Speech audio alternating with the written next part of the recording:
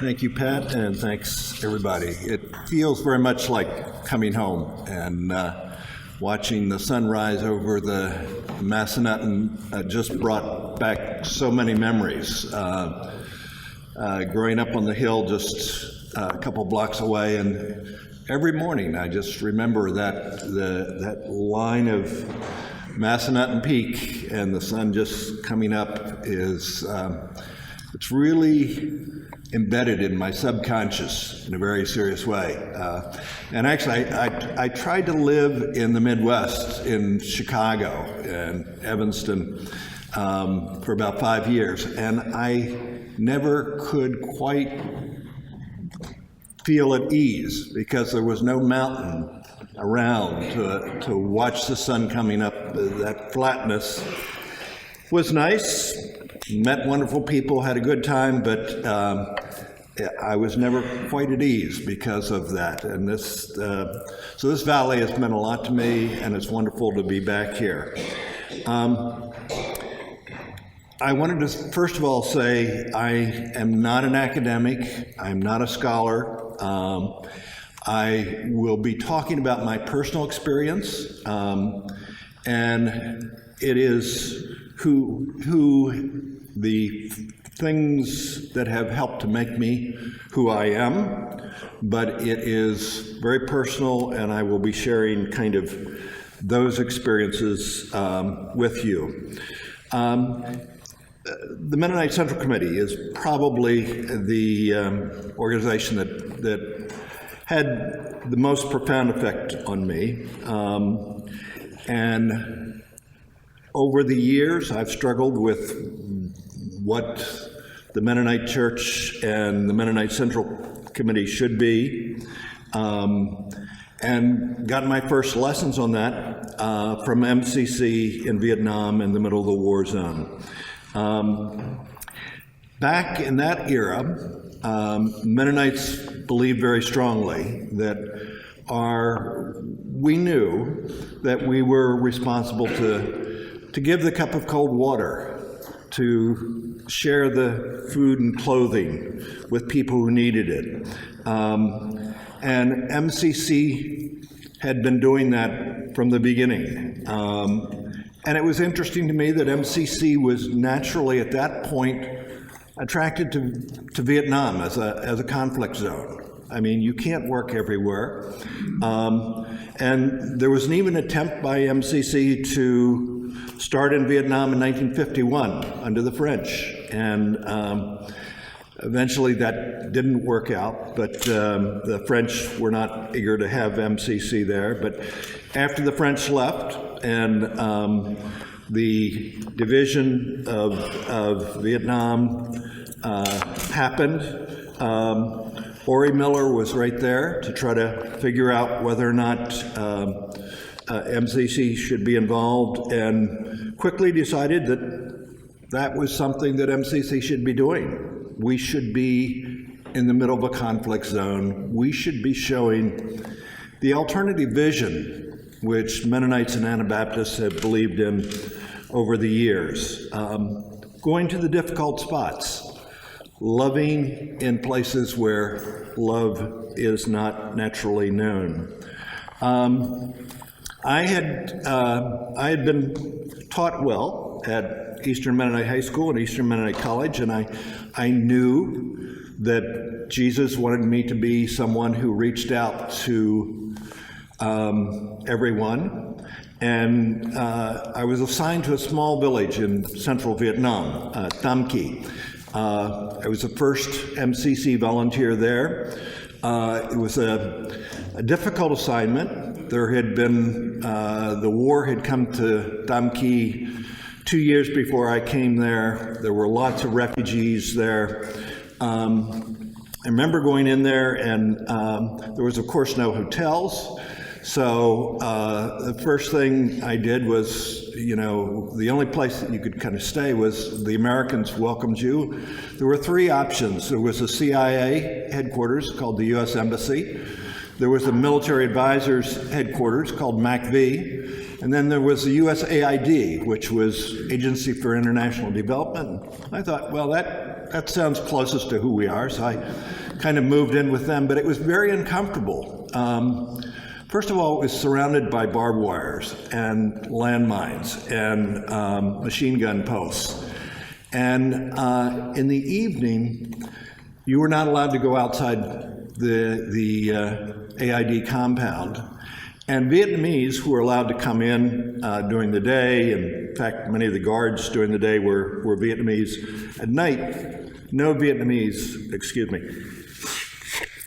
was allowed inside the compound, except by special arrangements. Prostitutes were allowed, but those were the only Vietnamese that were allowed in the compound at night. And I realized I could not live there.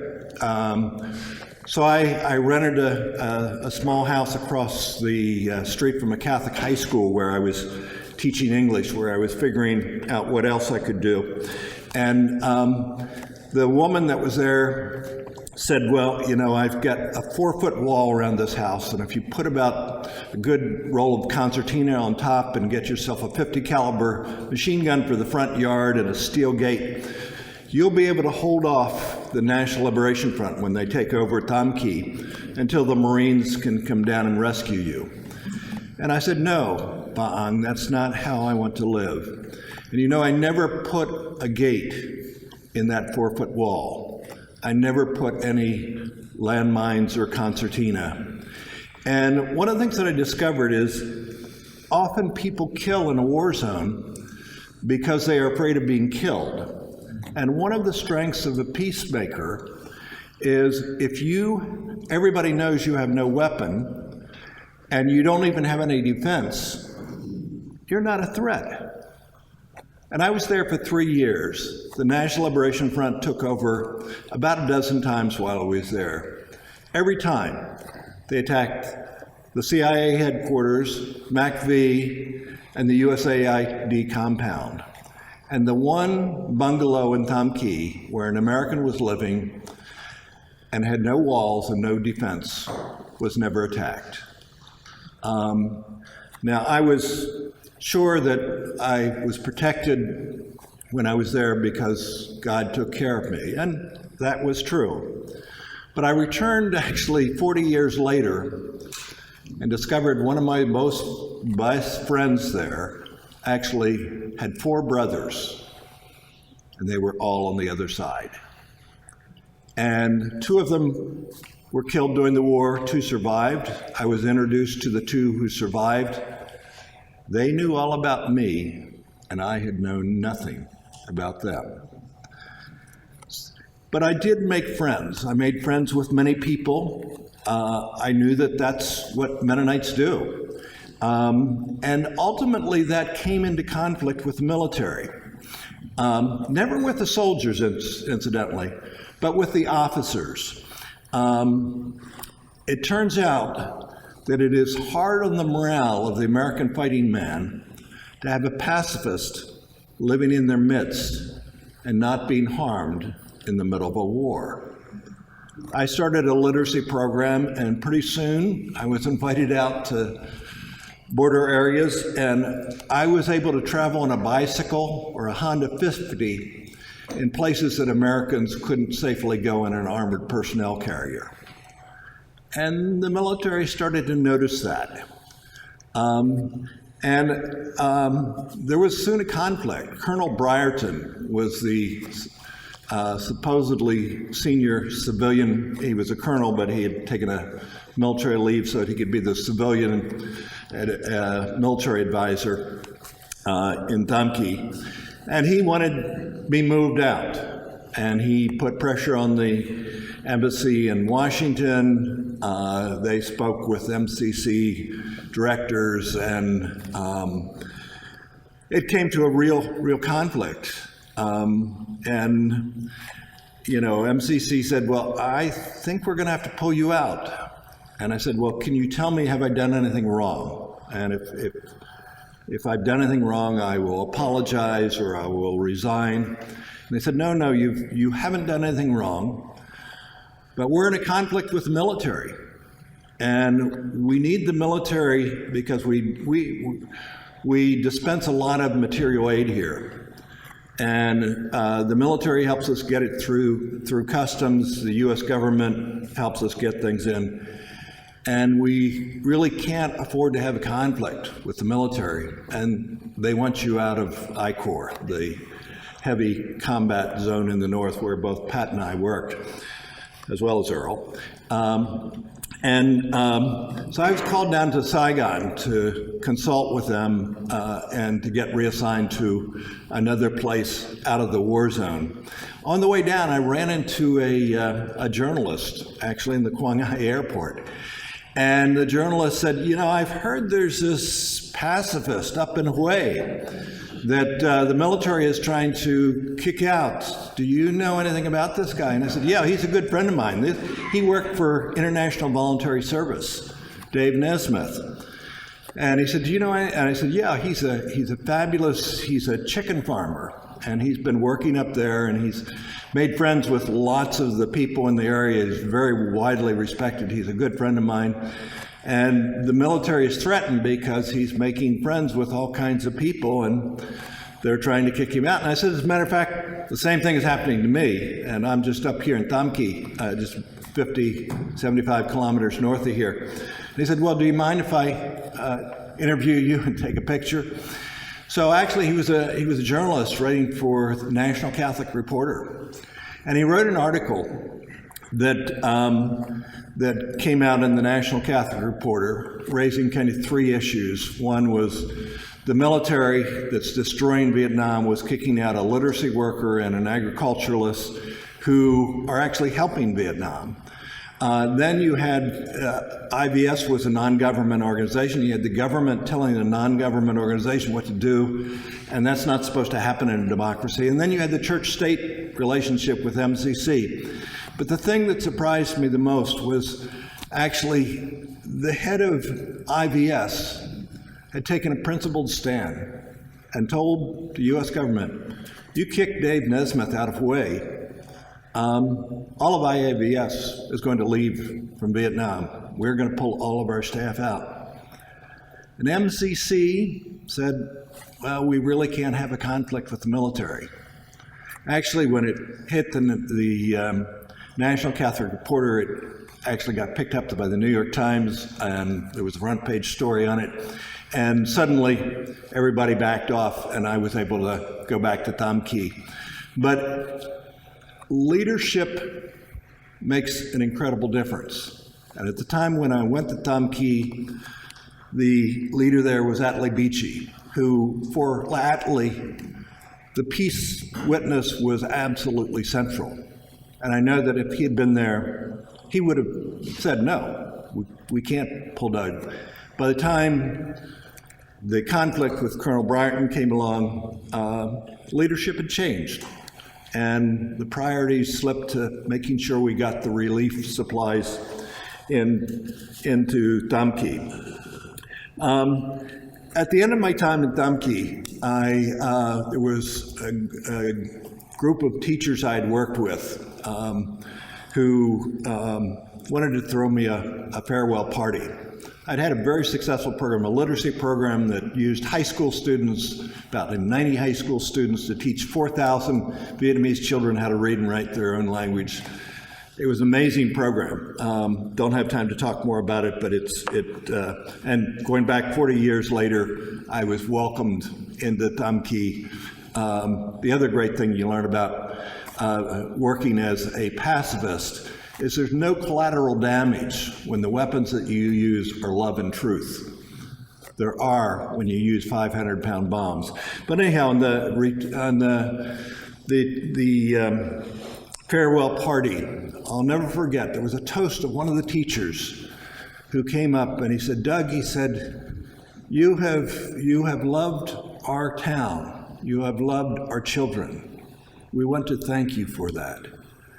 But you have been like a man standing at the bottom of waterfalls, trying to, with a small bucket, trying to throw the water back up over the top. Please go home and build a dam across the top.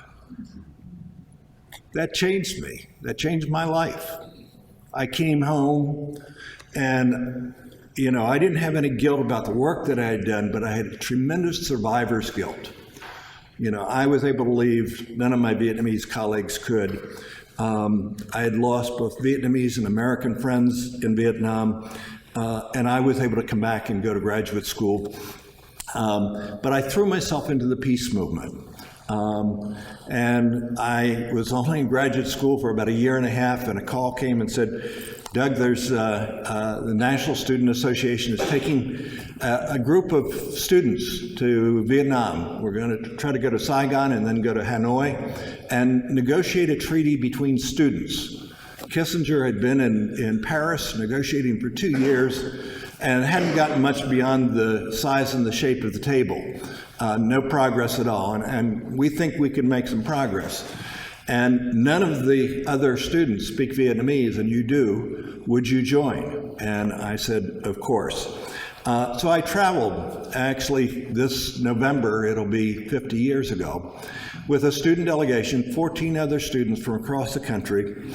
I snuck into South Vietnam. The State Department had already learned that we had been welcomed, we were going to be welcomed into Hanoi, and they tried to make it difficult, but because I had good Vietnamese and I was able to get in and get around without causing any trouble, and met with the Saigon Student Union, then flew out to Bangkok and then went to Laos and there used to be a Soviet flight that would start in Moscow and go through all the Soviet republics, end in Laos, and then go on to Hanoi. So I picked up that flight and flew into Hanoi and met the other 14 students who had not been able to get in to South Vietnam, and we negotiated a peace treaty. It was quite simple, you know. The Americans will leave and the Vietnamese will solve their problems among themselves. We'll release all the prisoners of war and try to get along with each other. And we came back and we used it to organize in the United States. And I was looking through my old files. Eastern Mennonite College was one of the colleges that signed the People's Peace Treaty. So there was a referendum right here, or maybe it was the student council. I'd have to go back and look at but we had over 300 student body presidents signed. We had hundreds of colleges and universities that passed it by referendum. And we even had it introduced into Congress as a sense of the resolution, sense of the Congress. And in May of '71, we presented to Congress the first 50,000 Americans that had signed the People's Peace Treaty. It took Kissinger another 2 years to come up with almost exactly the same treaty in Paris and agree that the Americans should leave and the prisoners should be released and the Vietnamese should solve the problems between themselves. There was another project that I was involved with. It was called Redress of Grievance. And I worked together with some lawyers from the Center for Constitutional Rights and IPS, Institute for Policy Studies in Washington. And they discovered that there's a part of the US Constitution that says you have a right to petition the government for redress of grievance. And in 1972, the United States had started bombing the dikes and the dams in North Vietnam.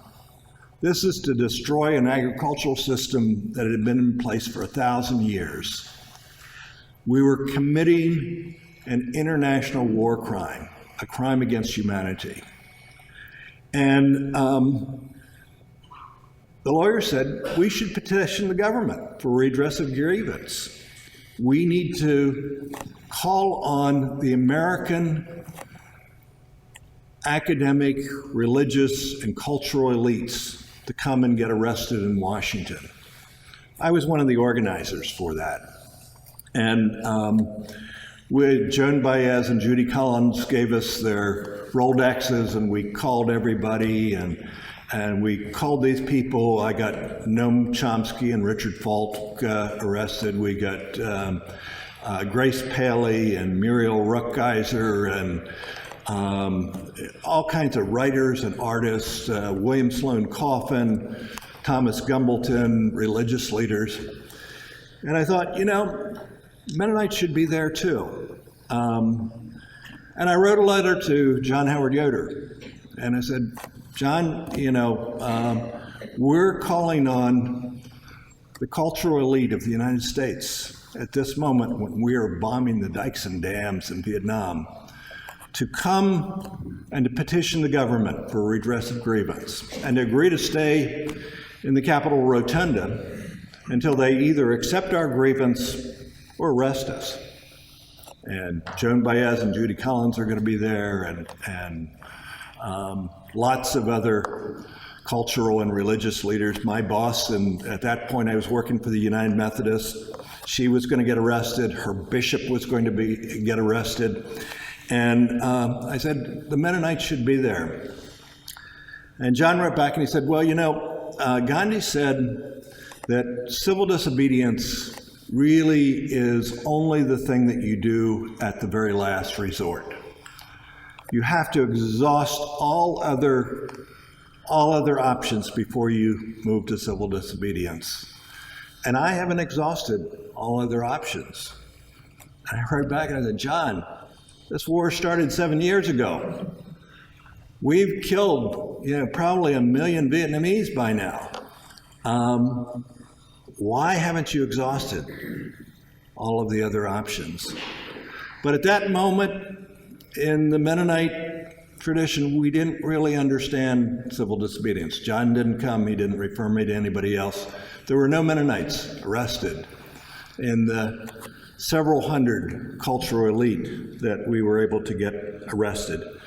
But I did learn the power of nonviolence, and I think those of us who were in Vietnam did have an impact on the Mennonite Church. The Washington office started immediately there, and Mennonite understanding began to change from simply the cup of cold water to something more. And I remember sitting in Tam Kỳ and watching phantom jets bombing villages literally 3 kilometers away.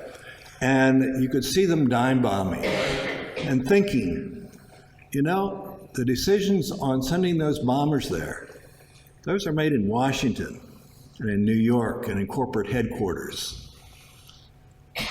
I have to do more. We have to do more. We have to try to build the dam across the top. And we started that.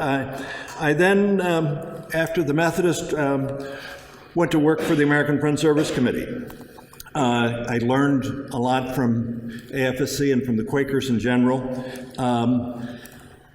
In MCC, our constituency has always been the Mennonite Church. We speak to the Mennonite Church, we speak for the Mennonite Church. And it was very interesting working for Quakers.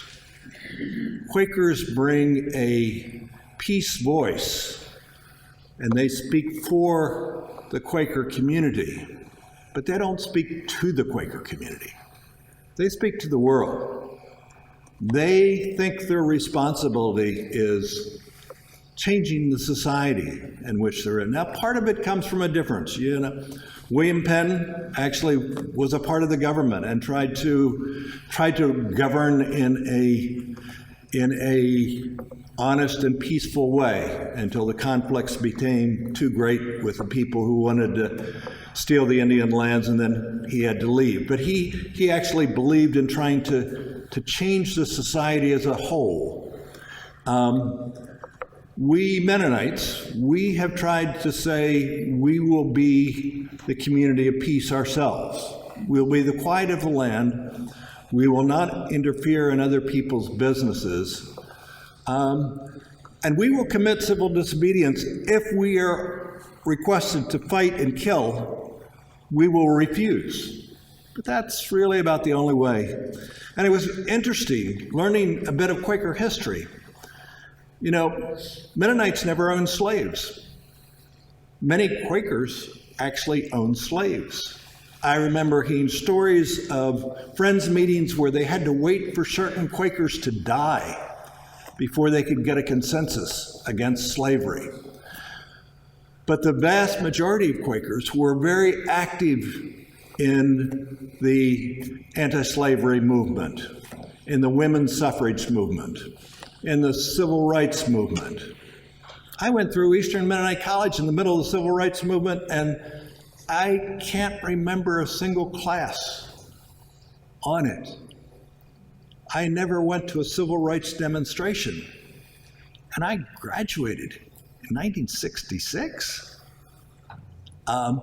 We were an integrated school, so we as a community were trying to be God's people, but we didn't seem to feel an obligation to speak to the rest of the world. So this was one of the things that I learned from the Quakers. It was amazing to work for an organization that said, not only will we try to be a peaceful community, but we will actually try to influence the world around us.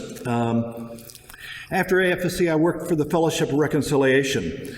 It's a 100-year-old interfaith pacifist organization. It was kind of like the peace church for the non-peace church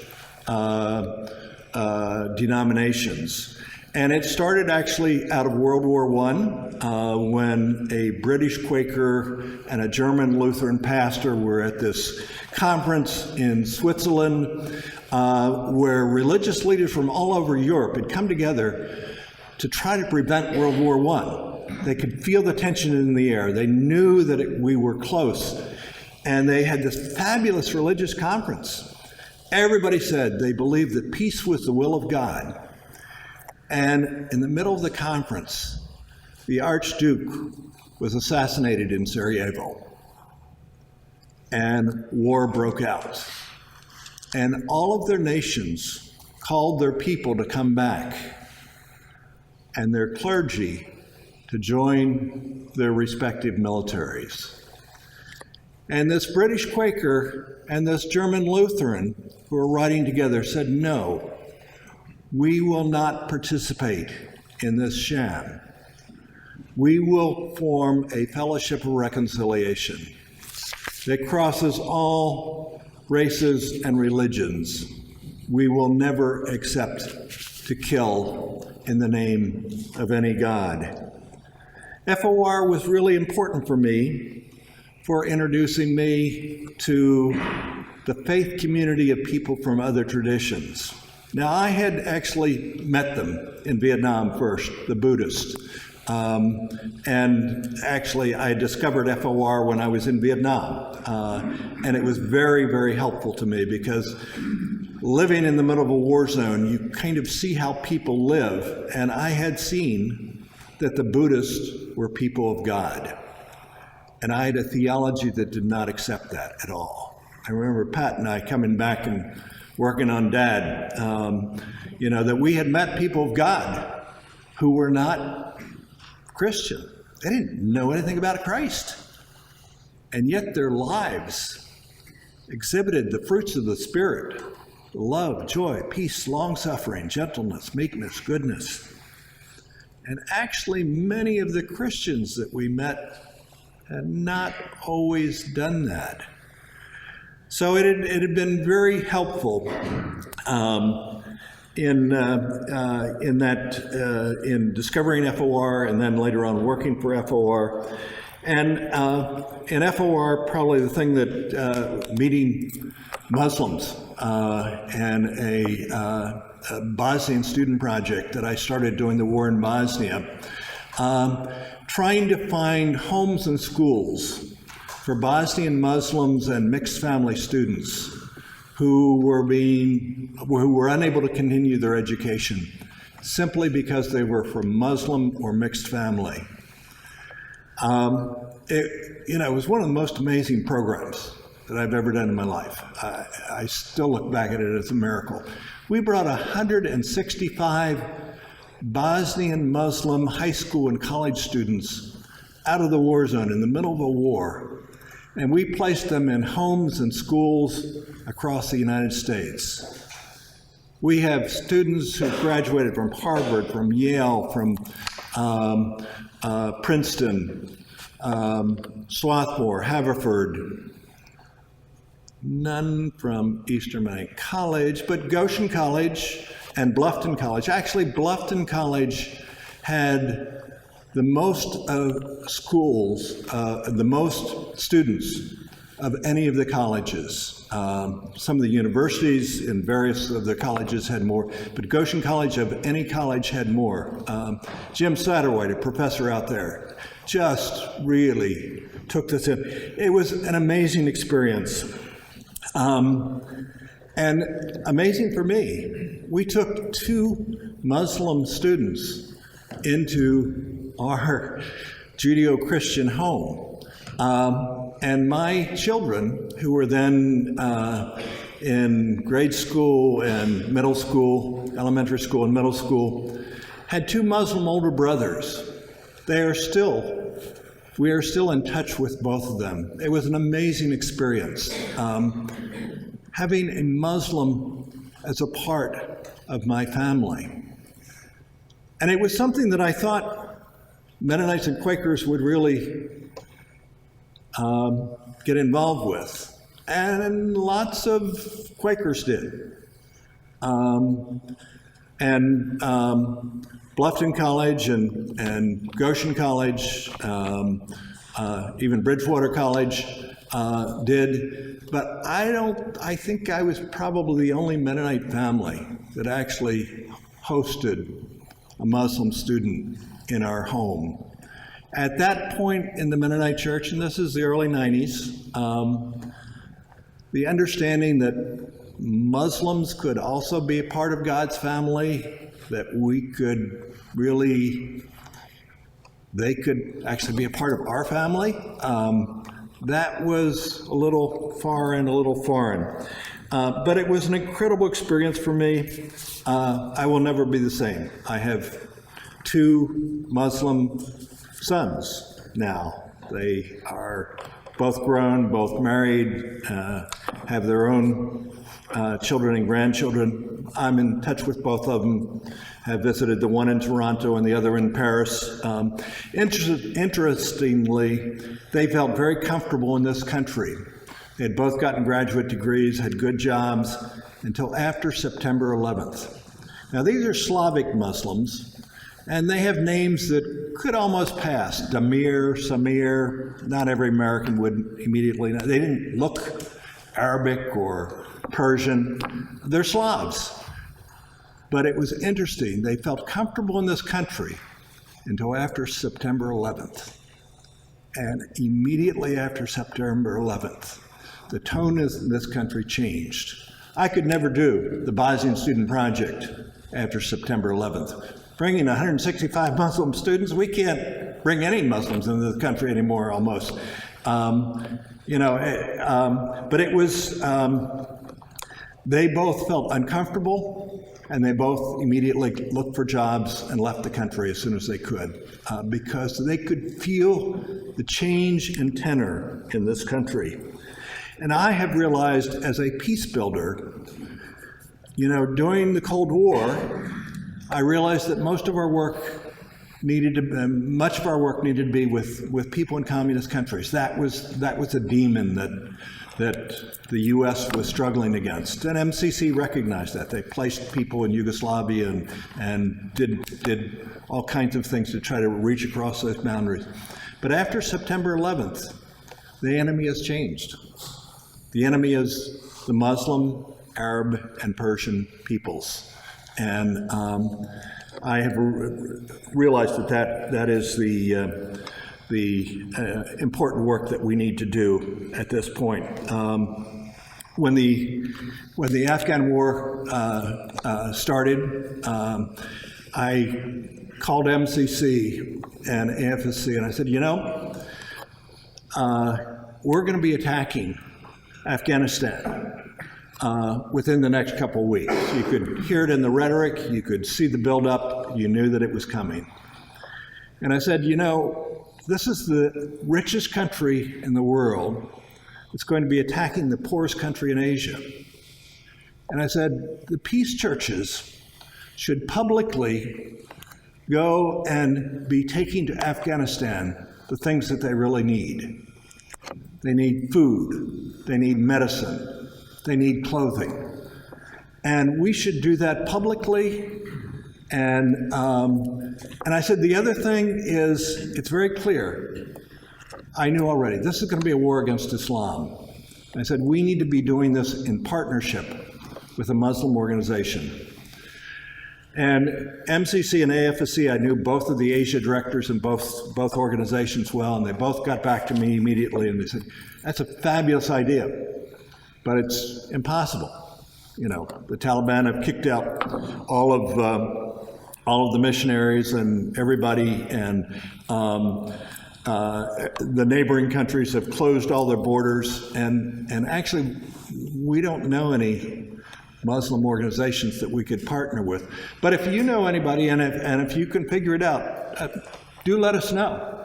So I'd worked for FOR, and there was a very good Muslim Peace Fellowship in FOR, and I called my friend Rabia Harris, and I said, Rabia, didn't you tell me once that you had an Afghan friend who was doing crazy work in Afghanistan? She said, yeah, she's a Sufi. She's a fabulous woman. Actually, she knows the local sheikh that you worked with in the Bosnian Student Project. I said, would you introduce me to her? And she said, of course. So she introduced me to this young Afghan woman, Soraya Sadid, who many of you at EMU may know now. I think she got a master's degree here. But she had a small organization called Help the Afghan Children. And I said, Soraya, I understand you're going to Afghanistan soon. Would you be willing to, because she was taking relief supplies in, and I said, would you be willing to take money from Mennonite and Quaker organizations to supplement the money that you're taking in? And she said, of course. And I said, would you be willing to take a Mennonite and a Quaker along with you to help you to deliver this on behalf of those organizations? She said, of course. So I immediately got back to Ed Martin and the Quaker guy whose name I forget just now, and I said, Dave Elder, yeah. And I said, all right, it's all set up. We'll be going in with Help the Afghan Children. She's already collected 70,000, and I think I've collected another 70,000 from other organizations. And she's leaving in 10 days. And both Dave and Ed said, well, actually, I'm pretty well booked those days. Would you represent MCC? And would you represent AFSC? And so I said, yes, of course. So I went in, I had collected about $70,000. She had about $70,000. We took $140,000 in cash to Tajikistan, where we bought, I think it was 15 10-ton trucks, loaded them up with wheat, sugar, and cooking oil in the exact proportion that you need to be able to make Afghan flatbread, and took them down. You had to go across the only way into Afghanistan was on a pontoon ferry across the river there in the north from Tajikistan. And it was an amazing experience, working with Soraya Sadid, meeting with Muslims, and then coming back and trying to, actually, while I was traveling with Soraya Sadid, I don't have time to tell all the stories because I'm going to have to end very quickly. But while we were there, she got a call. She had a women and children's clinic in Kabul. And as we were traveling, we got a call that American bombs had hit Kabul. They had killed her chief pediatrician and 2 of the other pediatric nurses. And I came back and I proposed to MCC. I said, you know, we aren't able to control how our tax dollars are used. But they were engaged with Church World Service in trying to do a rebuilding homes in Afghanistan. I said, you know, how about if we do a project where we would rebuild homes that were destroyed by American bombs? And they said, well, we couldn't really differentiate between the two, but would you be willing to also build homes of Americans destroyed? Yes, of course we would. So I said, could I start a project? The Afghan, I forget what, housing reconstruction project, where we would ask American congregations and mosques and temples and others to rebuild one Afghan home. Now, it turns out for about $2,000, you could rebuild an Afghan home. And although you couldn't control what happened to your tax dollars, you could actually repair the home that had been destroyed by your tax dollars. And one of the interesting insights is, you know, so we were getting contributions from mosques, from synagogues, from temples, from UU churches. And I discovered an interesting thing from MCC. When contributions come in, it's according to the Mennonite denomination that you belong to. There really wasn't, they didn't quite know how to handle a contribution from a mosque or a synagogue. They had kind of never gotten those before. But anyhow, these are the kind of things that have shaped my life, that have, and then just very briefly, I'm now working for Catholics. Catholics have been doing fabulous work with Mennonites and CPT, and I had been working with Catholic nuns and priests, and I knew both the Berrigan brothers from, they were both involved with Catholic Peace Fellowship and the FOR and lots of anti-war movement. Too young to have known Dorothy Day, but she was well known in FOR. They do amazing work. I was invited to join a nonviolence league to get arrested for the incarceration of immigrant children. 70 Catholics were arrested in Washington about 6 months ago over the caging of immigrant children. Catholics also believe that nonviolence needs to be used for others, for the broader community, not just for our own. So I think I've talked enough now, and we can go with questions. But for me, I feel so privileged to have had a very strong, fundamental foundation in the theology of peace and nonviolence that grew from a very narrow community of Mennonites in the Virginia Conference to expand to include the whole world. And I have brothers and sisters in every religious faith around the world. I've worked together with these people. I've found people that share the Spirit and share the fruits of the Spirit. And they are part of my family and part of who I have become. But I do want to thank Eastern Mennonite College and Eastern Mennonite High School for helping me to get started in this way. And I wanted to share with you what happened with me after I left.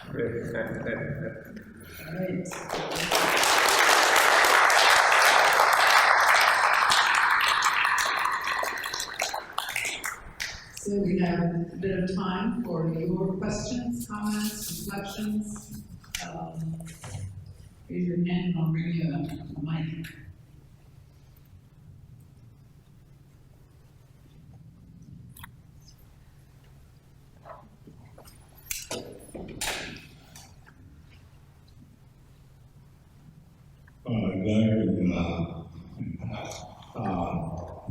John Horst, with your father, I sang in the Mennonite Hour Quartet for 7 years, and then traveled quite a few summers with your father and the quartet, traveled all over the U.S. I just wanted to have And he was the pastor on the Mennonite Hour for many years.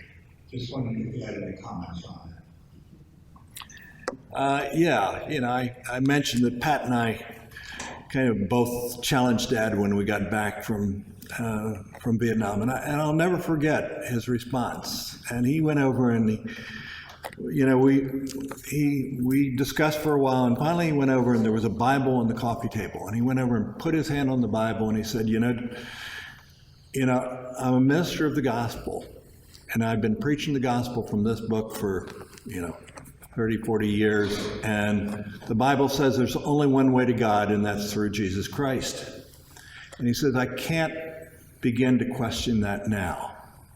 And I remember Pat and I talked afterwards, and we said, we really pushed Dad as far as he can go. I mean, he grew up in a congregation where it was a sin to even own a radio, and he became a radio minister. He has moved a tremendous amount. But the other interesting thing about Dad is, he had 8 kids, 7 of them married Mennonites. And I married a Jew. And we had lots of theological conversations, before. Now, is Bobby going to become Mennonite, or are you going to become Jewish? And I said, actually, neither. We actually worship the same God. We share the same values. We don't think it's going to be a problem. She's going to be Jewish. I'm going to be Mennonite. But he could not understand that. But the interesting thing, his theology said there was no room for Bobby in heaven. But his practice, when he related to Bobby, he related to her just like he related to all of his other Mennonite daughter-in-laws. Did not treat her any different. We continued our theological conversations, and never was able to resolve them. Dad had a stroke, a serious stroke. He lived for about another month after that. And we as a family all got a chance to spend time with him. And at the beginning, his mind was really clear. His voice was a little slurred, but his mind was absolutely clear.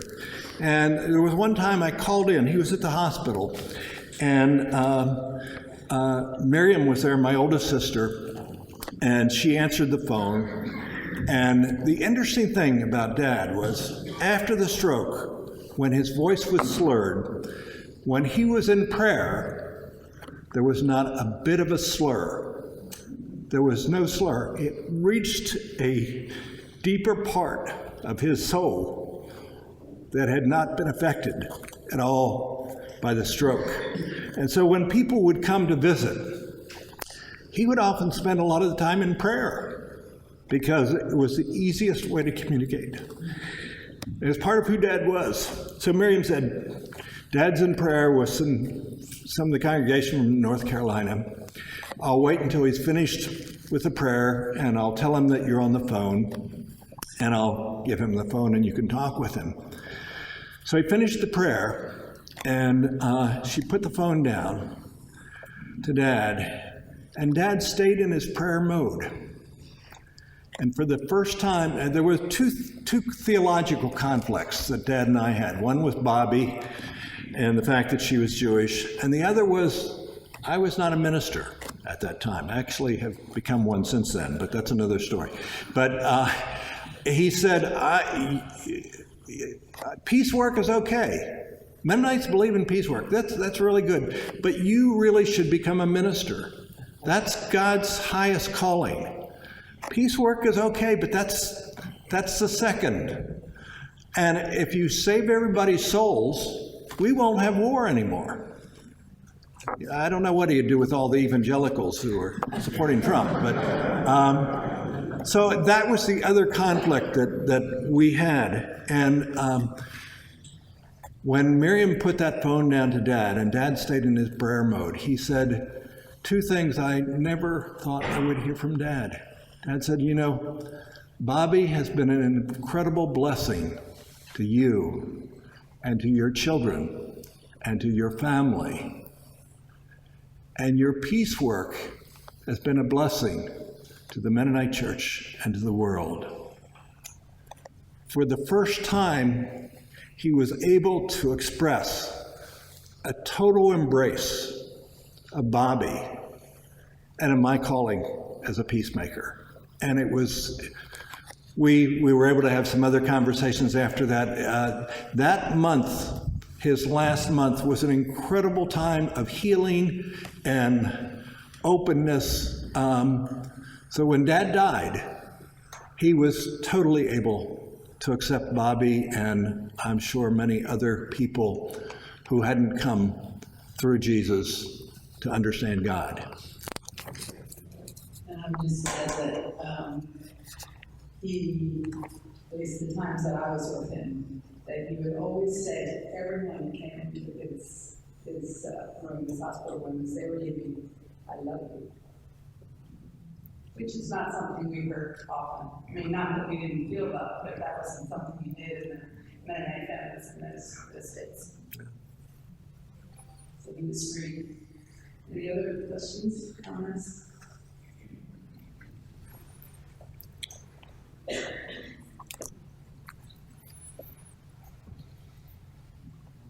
Stand up here. Grace Jones, who was in class, W. My question is, you have given a clarion call to action. And in my background as an elementary guidance counselor, we never ended a session like this without a plan of action.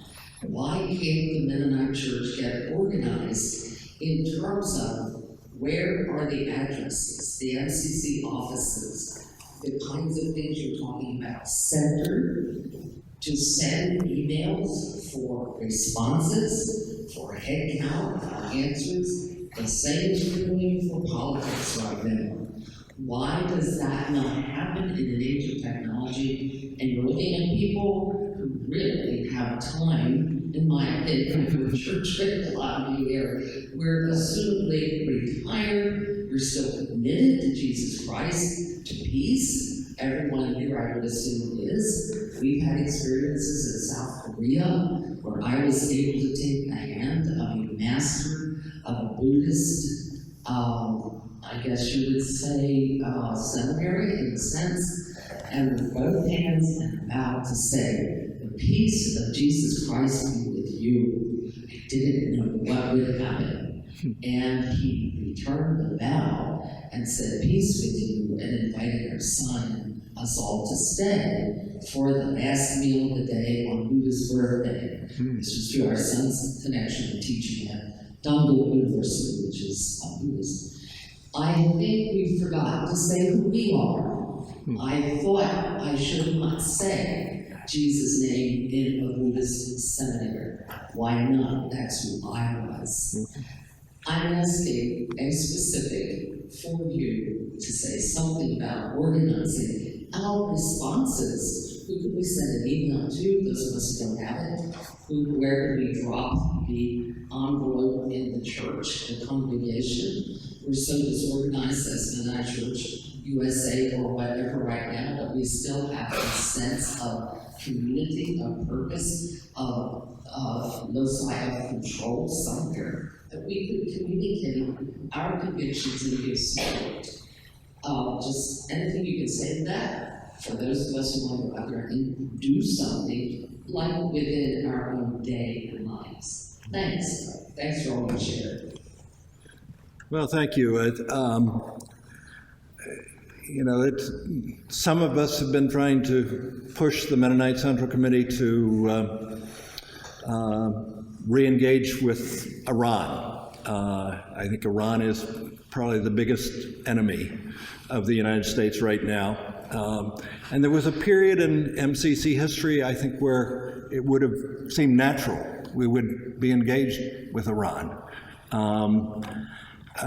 Even back in early 2000s, when Ahmadinejad was the president in Iran, and actually one of his advisors has come as a student to study at the summer school peace building, And he had told Ahmadinejad, you know, the Mennonites are people that don't all hate Muslims.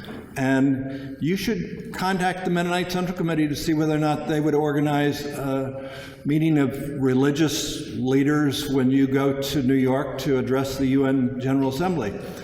So they called me up and said, would you organize a meeting of religious leaders with Ahmadinejad? So I did in 2006, 2007, 2008. I don't know if you remember back then, but tensions were really, really high. The last year that Ahmadinejad came to the UN to speak happened to be during Ramadan. And so I was talking with my friends at the Iranian mission, and they said, well, why don't we break the fast together? Why don't we have an iftar? That's breaking the fast. You know, we'll meet just a little later than we did in some of the earlier years. We'll start at 7 rather than at 6, and we'll invite the religious community to come in, including Jews and Muslims and Catholics and others. We started the first year just with Mennonites and Catholics, but Mennonites and Quakers, but each year we kind of expanded. And then the third year we decided to invite some of my really progressive Jewish friends. Had a very brave rabbi who agreed to come and speak there. And it was interesting. In MCC, this was very controversial. We were attacked. We were attacked publicly on the 700 Club. There was a website with like 40 different organizations trashing MCC. They were picketing outside of 10,000 villages.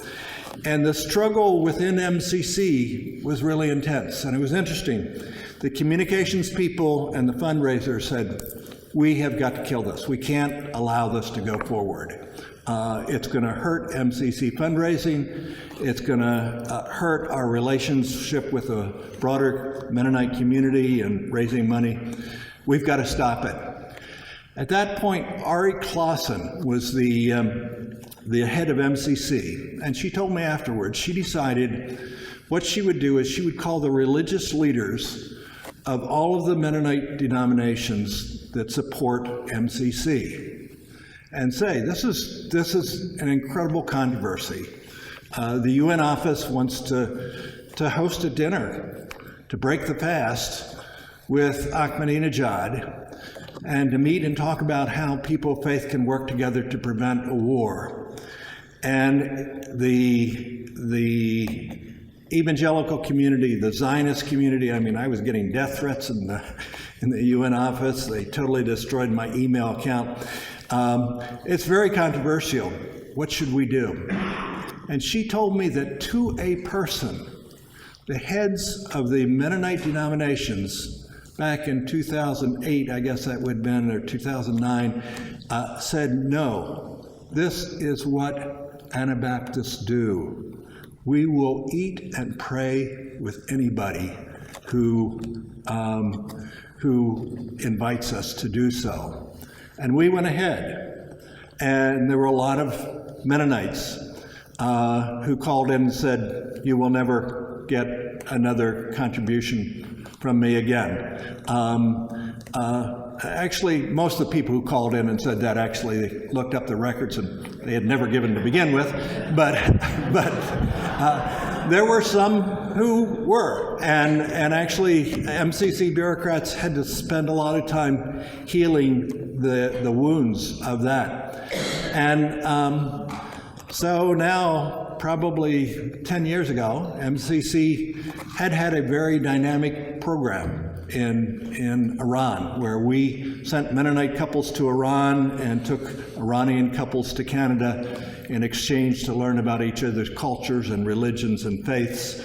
And that program has stopped. And some of us have tried to say to MCC, this is really critical work. We have Iranian friends who are begging us to come back. The Red Crescent is saying we need friends. We need people building relationships more than we need medical supplies and other things that MCC could give. And that is no longer an MCC priority. I know it's unpopular, and MCC can't do everything in the world, but there was a period of time when MCC understood that the people who are most demonized in the world, these are the people that MCC and Mennonites should be reaching out to. This may be hard to do, but it is who we are. We love the most despised, the most hated. God loves them, and we love them through our work and our efforts. I still maintain really close contacts with the Iranian mission to the UN. I was there just a month ago, meeting with other activists. The deputy foreign minister, who had been an ambassador to the UN at one point and actually had worked out of the MCC Washington office while his wife was teaching for one semester back years ago.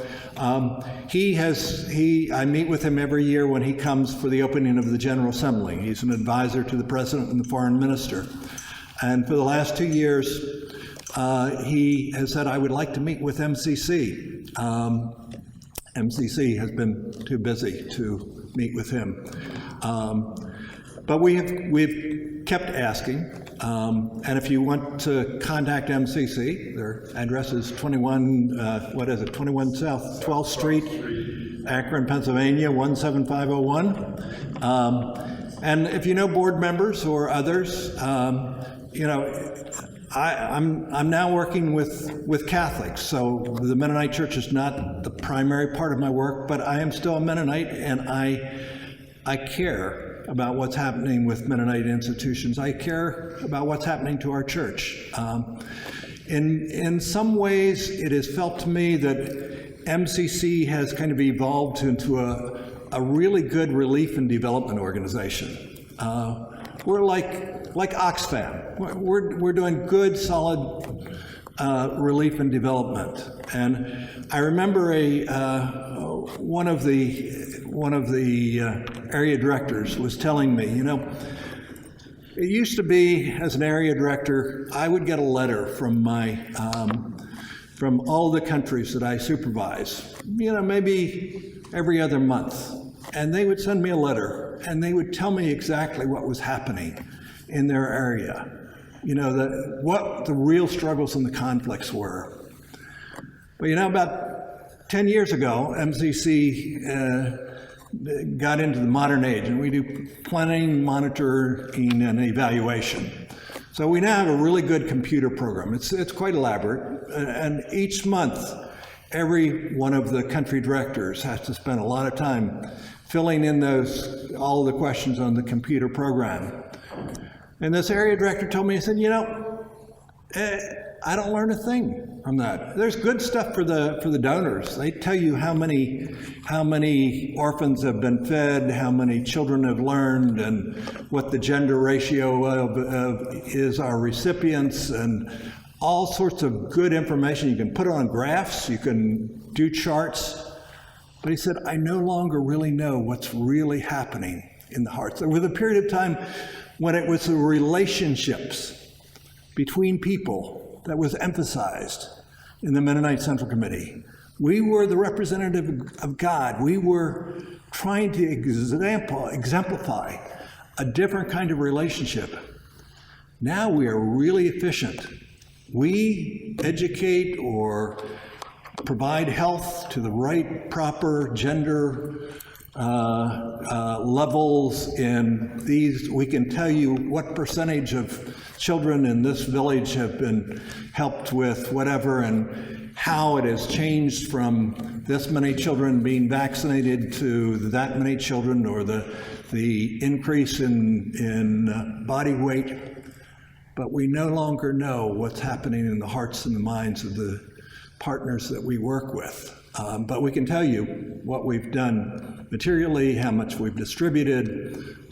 We can evaluate those programs, and we can get the donors from the foundations and the wealthy Mennonites who want to see that our work is really changing the world. We have changed the body weight of this many children in this village, in this area. And that's important work. All of that work is important. And I'm sure even planning, monitoring, and evaluation is important. But I think in many ways, the understanding that the most important work we do is relationships. And I can tell you that in my peace building, it has been the relationships with people that have probably been the most profound thing. One of the Iranians and North Koreans are restricted to 25 miles of Columbus Circle when they come as diplomats to the UN. They can't leave those areas without getting special permission from the State Department. Well, I did a Google Map thing and I measured out my house. And where I live, near Nyack, New York, is literally yards within that 25-mile perimeter. And so I realized I could actually invite them to my home. So there's a little stream that runs through my backyard, and shad fish from the Atlantic Ocean swim up the Hackensack River and all the way up to this little stream that runs through my backyard. And I mentioned that once to the North Korean ambassador, and he said, you have to invite me to your home. So I went home to Bobby and I said, we should, when the shad come up this spring, we should have a picnic and invite the ambassador from the UN.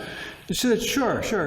How many people do you think will come? I said he should bring his wife and his child and, invite a friend. And there'd probably be 4 or 5 people. And so when the shad came back, I told the ambassador, all right, for the next 2 weeks they'll be here.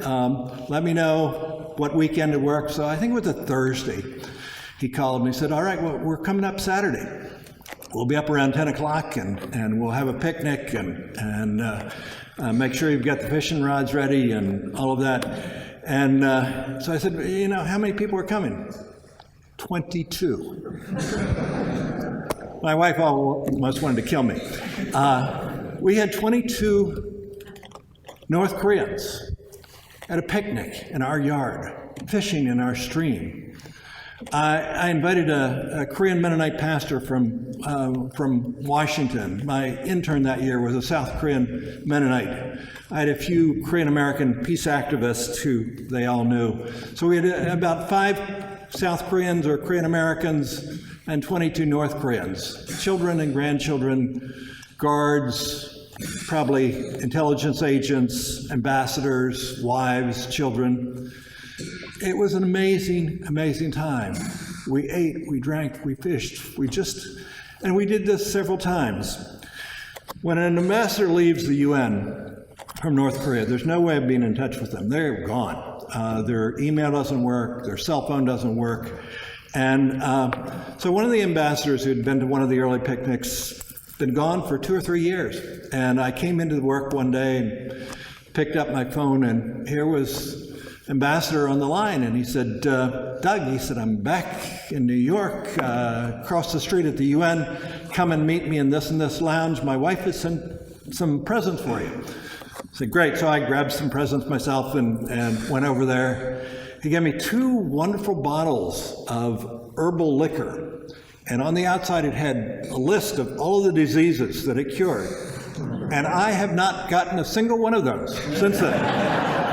But anyhow, we exchanged gifts, and afterwards he said to me, he said, Doug, he said, do you remember that picture of you and your wife and me and my wife standing in your front of your house at your first picnic? And I said, yeah, I remember that. I wanted to put that in the MCC newsletter and you wouldn't let me. And he said, no, but I wanted the picture. And he said, I took it home and it is on the wall of my apartment in Pyongyang. And he said, none of my Korean friends can believe that I have an American friend. He said, even my children can't believe that I have an American friend. And I said, yes, I have a very good friend in New York. And I actually had to tell him, none of my American friends can believe that I have a North Korean friend, and that we have North Koreans to have picnics in our backyard and go fishing in our stream. That's the work of peace builders, making relationships across those barriers, learning to know the people we are supposed to hate. thank you, Doug. I thank all of you for being generous with your time. People may not believe, but I want to ask a simple question at the end. I participated in some of your, John's, I did meetings here, and I would consider him a conservative Muslim. If Netanyahu, what would we do with Netanyahu that would be equal treatment on the Jewish conservative side? That's a simple question, and I don't know. I know that we don't have time to listen to an in-depth explanation, but maybe we can talk about that. So maybe a brief comment, and then if people want to leave, we can talk some more. Yeah. Yeah. Well, I know that Bobby would not agree to that. Well, actually, Bobby would not be opposed to meeting with Netanyahu or inviting him, learning to know him better. MCC works with Jewish organizations in Palestine.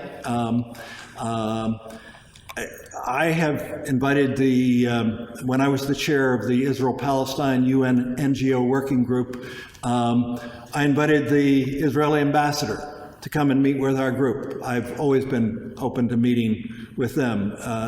They declined. The Palestinian ambassador would come and meet with us, but the Israeli ambassador preferred to meet with AIPAC and those kind of people. But no, I'm absolutely open to meeting with all kinds of people, even Trump. I have a good friend in the Rotary Club. When I was kind of pushed into retirement from MCC, my wife said you should join anything that comes along, and so Pax Christi picked me up right away. But also Rotary Club invited me to join. And it's not something I would have ordinarily thought to do, but my wife said, "Yeah, you should really keep engaged." And he was interested in North Korea. We had done a little work on North Korea before, and it's interesting. He kind of works and runs in different circles than I often feel comfortable with. So when he was invited to travel to North Korea, he immediately called the State Department and very quickly got through to Stephen Bagoon, the deputy Department of State who is in charge of North Korea. And he developed a relationship with him and calls him, every couple of weeks. So I keep in touch with what's happening in the State Department. I meet with ambassadors for North Korea and South Korea at the UN. So I do actually try to keep open and loving relationships with all parties.